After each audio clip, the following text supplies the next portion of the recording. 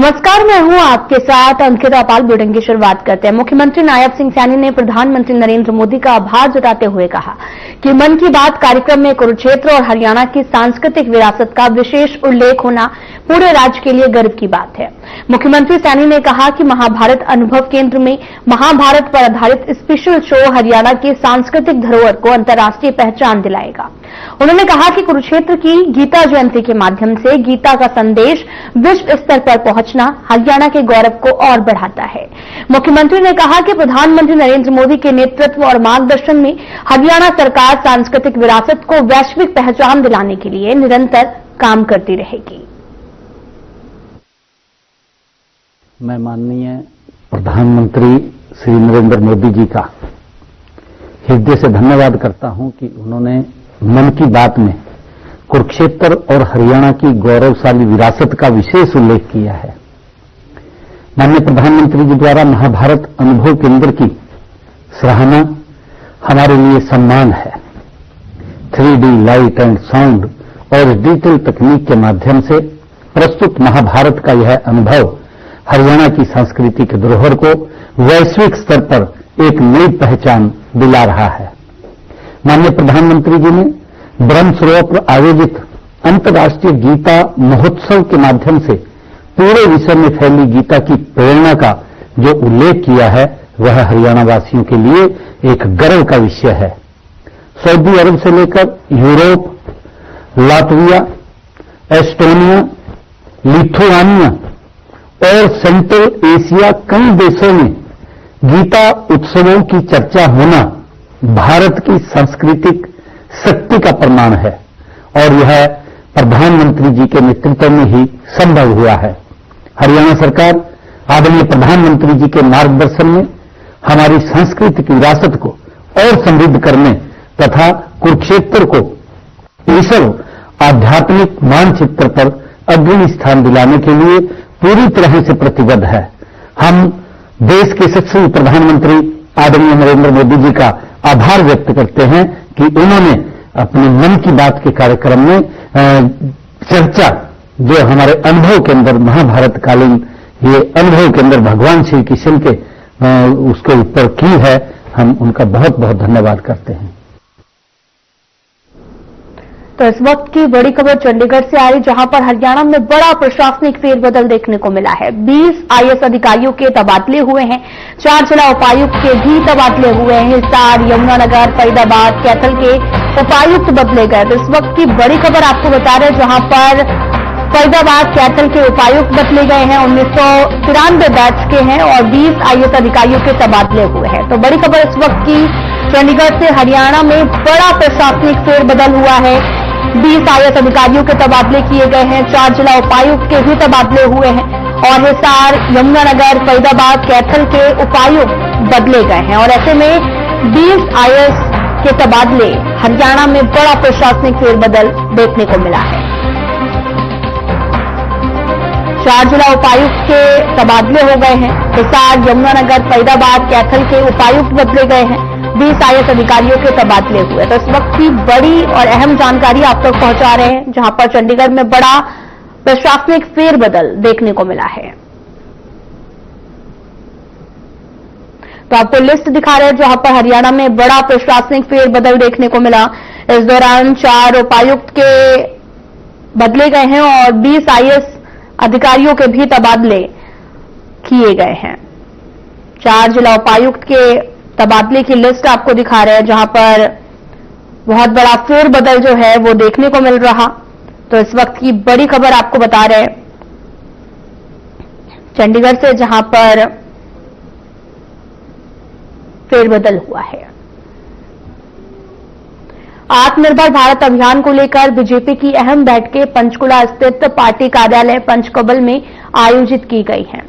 हरियाणा के मुख्यमंत्री नायब सिंह सैनी, प्रदेश अध्यक्ष मोहनलाल बड़ोली और राष्ट्रीय सचिव अलका गुर्जर और साथ ही संगठन मंत्री फणिंद्रनाथ शर्मा सेमिनार में मौजूद रहे। सेमिनार में महिलाओं के सेल्फ हेल्प ग्रुप और बीजेपी महिला मोर्चा के साथ आत्मनिर्भर भारत, आत्मनिर्भर हरियाणा पर विस्तृत चर्चा हुई।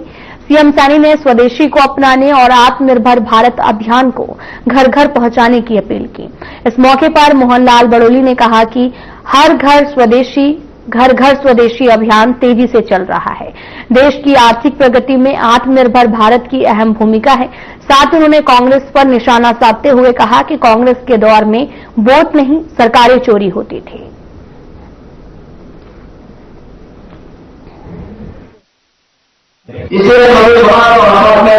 आत्मनिर्भर भारत अभियान की हरियाणा को देख रही बहन अलका गुर्जर जी, संगठन मंत्री जी, मैं स्वयं उपस्थित रहा और लीगल सेल के सभी पदाधिकारी, लीगल सेल के अध्यक्ष और आज दूसरा जो प्रोग्राम महिला मोर्चे के द्वारा सेल्फ हेल्प ग्रुप की बहनों के साथ महिला मोर्चा के अध्यक्ष उषा प्रियदर्शी और तमाम सभी पदाधिकारियों की मौजूदगी में आज दो बड़ी महत्वपूर्ण बड़ी बैठकें हुई है, प्रदेश स्तर की हुई है और भारतीय जनता पार्टी का ये लगातार जो अभियान चला है और सभी वर्गों के अंदर जाना और सभी वर्गों के अंदर आत्मनिर्भर भारत कैसे बने और क्या हमारी भूमिका रह सकती है। भारतीय जनता पार्टी का ये लगातार जो अभियान चला है और सभी वर्गों के अंदर जाना और सभी वर्गों के अंदर आत्मनिर्भर भारत कैसे बने और क्या हमारी भूमिका रह सकती है। देश के 140 करोड़ लोगों की सबकी अपनी अपनी भूमिका को निभाते हुए इस देश को आत्मनिर्भर बनाएं, इस देश को सशक्त बनाएं और देश को विकसित राष्ट्र बनाने के रास्ते को सुगम और सरल बनाने का काम करें।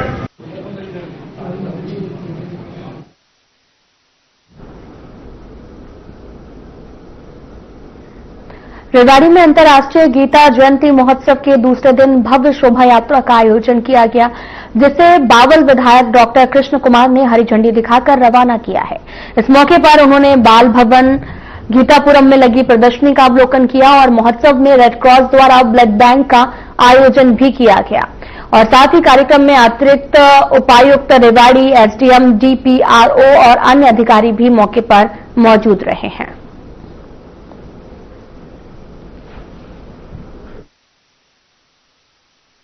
आज का जो हमारा अंतर्राष्ट्रीय गीता महोत्सव है वो रेवाड़ी जिले में इसका दूसरा दिन है, तो आज ये शोभा यात्रा निकाली। इसमें मैं संदेश देना चाहूंगा कि जो भगवान श्री कृष्ण ने अर्जुन को उपदेश दिया था उसमें ये था कि हमें हर परिस्थिति में मतलब अपने कर्म करते रहना चाहिए और सत्य के मार्ग और धर्म के मार्ग पर चले। तो मेरी सभी से विनम्र प्रार्थना है कि हम धर्म के मार्ग पर, कर्म के और सत्य के मार्ग पर चले।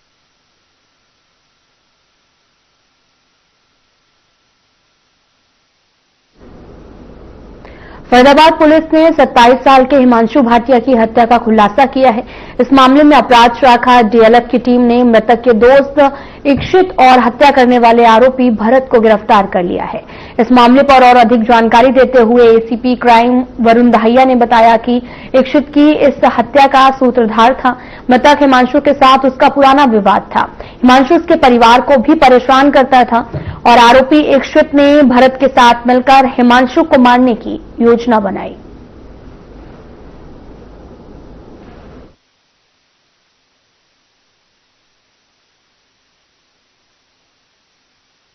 चौबीस और 25 नवंबर की इंटरवीनिंग नाइट का एक घटनाक्रम है जिसमें हिमांशु भाटिया नामक एक व्यक्ति की हत्या कर दी जाती है और इस हत्या का मुख्य सूत्रधार और षड्यंत्रकर्ता उसी का साथी इक्षित नाम का उसका साथी है। इक्षित ने अपने कुछ पारिवारिक रंजिश के चलते हुए ये घटनाक्रम को अंजाम दिया है।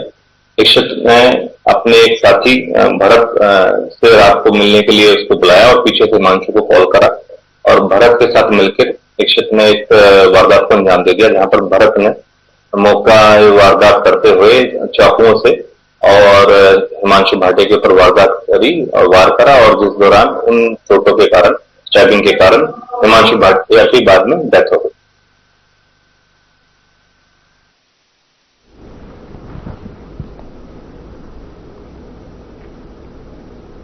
रेवाड़ी पुलिस, आपको बताते चलें कि रेवाड़ी पुलिस ने गांव दहलावास गुलाबपुरा में डीजे पर मामूली विवाद के चलते 25 साल के संजीव की हत्या के मामले में 2 मुख्य आरोपियों को गिरफ्तार कर लिया है। आरोपियों में दहलावास निवासी पुष्पेंद्र उर्फ पीयूष और बोरिया कमालपुर निवासी गौरव उर्फ कैली शामिल है। साथ ही पुलिस के मुताबिक 28 नवंबर की रात संजीव ने गाने को लेकर झगड़ा रहे आरोपी का बीच बचाव किया है, जिसके बाद उन्हें बाइक से मंदिर के पास ले जाकर लोहे के हथियार से हमला कर बुरी तरीके से घायल कर दिया है। संजीव को अस्पताल में भर्ती कराया गया, लेकिन उपचार के दौरान उसने दम तोड़ दिया। पुलिस ने हत्या सहित कई धाराओं में केस दर्ज कर आरोपियों को गिरफ्तार किया है। पुलिस ने उन्हें 3 दिन के रिमांड पर लिया और मामले की जांच भी शुरू कर दी है।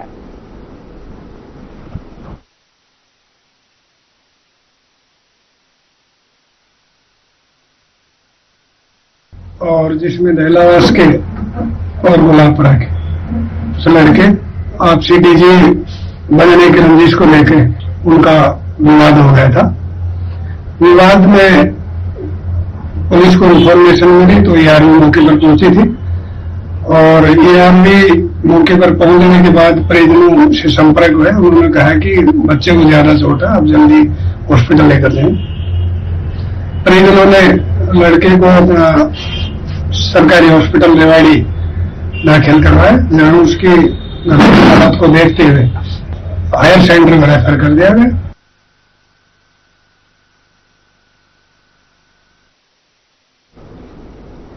बल्लभगढ़ के आदर्श नगर का रहने वाला 29 साल का सुनील लापता था, जिसका मोबाइल और बुलेट मोटरसाइकिल चंदावली गांव के पास आगरा नहर के किनारे पर पड़ी मिली थी और सूचना के बाद में मौके पर पहुंचे परिजन और पुलिस युवक की तलाश लगातार जारी है। दरअसल पूरी घटना जो है वो रात करीब 9 बजे की है, जब तक 29 साल के सुनील से परिजनों का फोन के माध्यम से संपर्क हो रहा था। लेकिन 9 बजे के बाद में सुनील के परिजनों का संपर्क अचानक से सुनील से टूट गया। तभी से लगातार सुनील के परिजन सुनील को खोजने में लग गए। काफी खोजने के बाद में जब सुनील का कोई पता नहीं चला तो आखिरकार परिजन पुलिस के पास पहुंचे। इसके बाद पुलिस ने तुरंत कार्रवाई करते हुए परिजनों की शिकायत पर मामला दर्ज कर युवक की जांच शुरू कर दी है।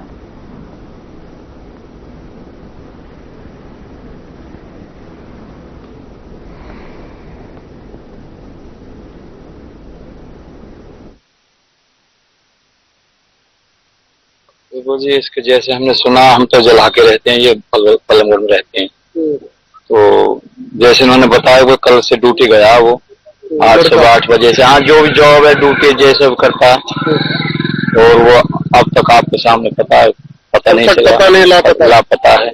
मोटरसाइकिल मोबाइल तो मिल गए?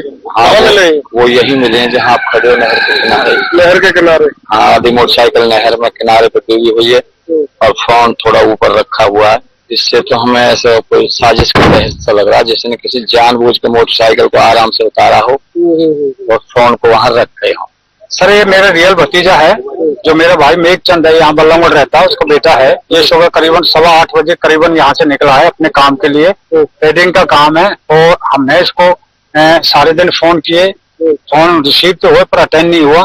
करीबन रात को 10:30 बजे तक हमने इनको फोन किया, रिसीव नहीं हुआ और कॉल जा रही थी। उसके बाद फिर हम 10:30 बजे बाद स्विच ऑफ है, तो हम तमाम सारी रात घूमते रहे, सुबह दिन भी घूमते रहे। फिर हमें किसी इनके दोस्तों ने सूचित किया, कनाल नहर जो चंदावली वाली नहर है, आगना कनाल, उसके पास बाइक और मोबाइल फोन लेगा। फिर हमने पुलिस को इन्फॉर्म किया। पुलिस अपने FIR दर्ज करके अपनी टीम NDRF की टीम के साथ हमारी कार्रवाई में जुड़ी हुई है और तहे दिल से मदद कर रही है। आज सुबह थाने में आके लड़का सुनील है, उसके परिजनों ने शिकायत दी कि उनका लड़का कल 29 तारीख से घर से निकला था और जो घर पर नहीं पहुंचा।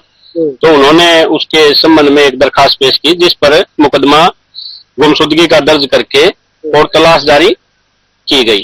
जिसमें हमें सूचना मिली, तलाश की तो यहाँ आगरा कनाल नहर है चंदावली के पास, वहां पर उसकी बुलेट बाइक और मोबाइल नहर की पटरी से बरामद हुआ। SDRF की टीम को बुलाया गया, गोताखोरों को बुलाया गया है, उसकी सर्च ऑपरेशन जारी है। जैसी भी आगे सूचना या सर्च ऑपरेशन पूरा होने के बाद कार्रवाई होगी, अमल में लाई जाएगी।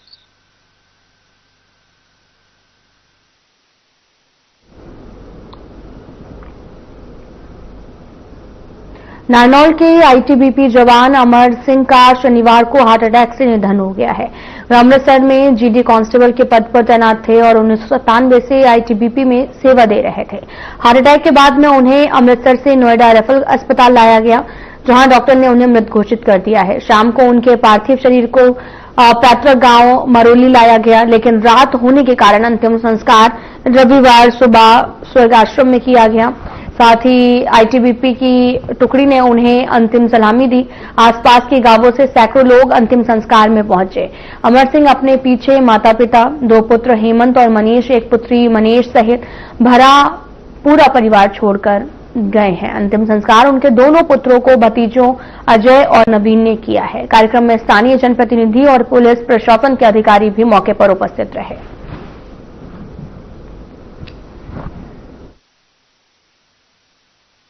सर, मेरे गांव का अमर सिंह नौक्षेपुद्राम आईटीबीपी में ज्वाइन था, वो ड्यूटी के दौरान शहीद हो गया और आज यहाँ उसका अंतिम संस्कार है, जिसमें पूरे गांव के सामान्य लोग या गणमान्य लोग और पूरा गांव उपस्थित है। ड्यूटी के दौरान हार्ट फेल हो गया था। उनके परिवार में पिताजी है, माताजी है, बच्चे हैं और भाई है। इसके 3 बच्चे हैं, 2 लड़के हैं, 1 लड़की, तीनों शादीशुदा। ये वहाँ कैटेगरी से रेफरल हॉस्पिटल हमारा नोएडा में वहाँ आए थे। वहाँ जो बच्चे का फोन था, उनको हार्ट अटैक आया तो यथार्थ हॉस्पिटल ले लिया गया। वहाँ हार्ट अटैक आया, वहाँ मेरा नाम बुद्धराम है और मेरा लड़का आईटीबीपी में सर्विस कर रहा था कई दिनों से। आज इसके साथ एक दुर्घटनावश हमें पधारे। हार्ट अटैक थी।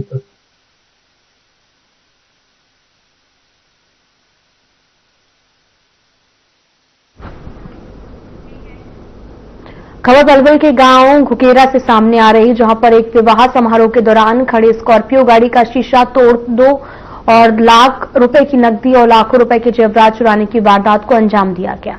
इस मामले के बाद में पूरे इलाके में अफरा तफरी का माहौल बन गया, जिसके बाद में इसकी सूचना पुलिस को मिली है। पीड़ित ने अपनी शिकायत पुलिस को देकर कार्रवाई की भी मांग की है। और आपको यह भी बताते चलें कि हसनपुर के रहने वाले विक्रम सिंह ने अपनी शिकायत में पुलिस को बताया कि वह अपने भांजे का भात भरने गांव घुगेरा गया था और साथ ही वह अपनी स्कॉर्पियो गाड़ी में सवार होकर आए थे। गाड़ी में दुल्हन के लिए जेवरात और 2 लाख रुपए रखे हुए थे। पीड़ित सामान को गाड़ी में सुरक्षित छोड़ विवाह समारोह में अंदर चला गया।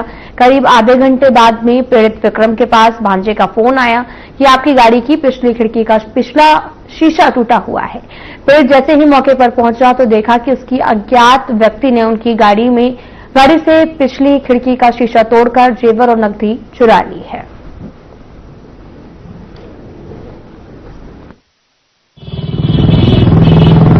जो लड़कियों के लिए गहने बनवाए थे वो हमारे ही पास थे। तो इसमें 2 हार थे और 2 अंगूठी थी, 2 पायल थी, 2 मंगलसूत्र थे। करीब 6 लाख रुपए का सोना था और 2 लाख कैश था। तो मेरे हाथ में बैग था। हमारी गाड़ी खड़ी थी, जिस बात का मैं वहाँ पे शादी थी, बात का नहीं है, वैसे एक मतलब हॉल था ये जी। हाँ, लोकली वो घेर जैसा था जी। तो बाहर हमने ऐसे गेट पे गाड़ी खड़ी कर दी, अपनी गाड़ी खड़ी थी तो उसमें थैला रख दिया मैंने अपना। तो थैला रख के हम करीब 15 मिनट के लिए अंदर चले गए थे जाने के लिए, भरोसा लेने के लिए। तो 15 मिनट हम अंदर थे तो हमारा भांजा ये वहां से निकल के जा रहा था। इसने देखा कि ये गाड़ी किसकी है, इसने देखा तो ये मामा की गाड़ी है। तो इसने देखा तो उसका शीशा टूटा पड़ा था सर। इन्होंने बाहर से ही हमारे पास कॉल की, बोला आपकी गाड़ी का शीशा टूटा पड़ा है। तो हम तुरंत ही वहां से भाग के बाहर आए तो हमने देखा हमारी गाड़ी का शीशा टूटा था और जो हमारा बैग था उसमें 2 लाख कैश था और करीब 6 लाख रुपए के गहने थे जो मैंने बताया ये आइटम थे। तो उसमें से सब कुछ गायब था। जो लड़कियों के लिए गहने बनवाए थे वो हमारे ही पास थे। तो इसमें 2 हार थे और 2 अंगूठी थी, 2 पायल थी, 2 मंगलसूत्र थे। करीब 6 लाख रुपए का सोना था और 2 लाख कैश था। तो मेरे हाथ में बैग था। हमारी गाड़ी खड़ी थी, जिस बात का मैं वहाँ पे शादी थी, बात का नहीं है, वैसे एक मतलब हॉल था ये जी। हाँ, लोकली वो घेर जैसा था जी। तो बाहर हमने ऐसे गेट पे गाड़ी खड़ी कर दी, अपनी गाड़ी खड़ी थी तो उसमें थैला रख दिया मैंने अपना। तो थैला रख के हम करीब 15 मिनट के लिए अंदर चले गए थे जाने के लिए, भरोसा लेने के लिए। तो 15 मिनट हम अंदर थे तो हमारा भांजा ये वहां से निकल के जा रहा था। इसने देखा कि ये गाड़ी किसकी है, इसने देखा तो ये मामा की गाड़ी है। तो इसने देखा तो उसका शीशा टूटा पड़ा था सर। इन्होंने बाहर से ही हमारे पास कॉल की, बोला आपकी गाड़ी का शीशा टूटा पड़ा है। तो हम तुरंत ही वहां से भाग के बाहर आए तो हमने देखा हमारी गाड़ी का शीशा टूटा था और जो हमारा बैग था उसमें 2 लाख कैश था और करीब 6 लाख रुपए के गहने थे जो मैंने बताया, ये आइटम थे। तो उसमें से सब कुछ गायब था। आज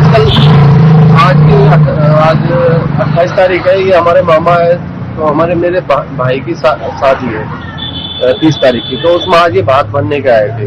इनकी गाड़ी में कुछ सोना जो कि 6 लाख का था, 2 लाख रुपए कैश वो रखा हुआ था। मैं अपनी बाहर आया तो इनकी गाड़ी का शीशा टूटा हुआ। मैंने इनके पास कॉल की, ये तुरंत ही निकल के आए। उनकी इसमें ये कैश था, ये है वो गायब है, हमें वो बिल्कुल नहीं मिला। हमने चौकी पे आके आज वो दिया। नहीं, यही से यही कोई था जी, वही है जी, कोई यही किसी ने तीगा है आगे पीछे तो फोन यही पे देखा है। अभी शिकायत आप लोगों ने दे दी है? हाँ जी, पुलिस चौकी हथिन गेट में दी है जी। 112 नंबर भी वहाँ बुलाई हमने मौके पे, उन्होंने भी सब कुछ देखा है। 112 नंबर पे भी हमने कॉल किया तो उन्होंने भी आके आश्वासन दिया है कि कार्रवाई करेंगे।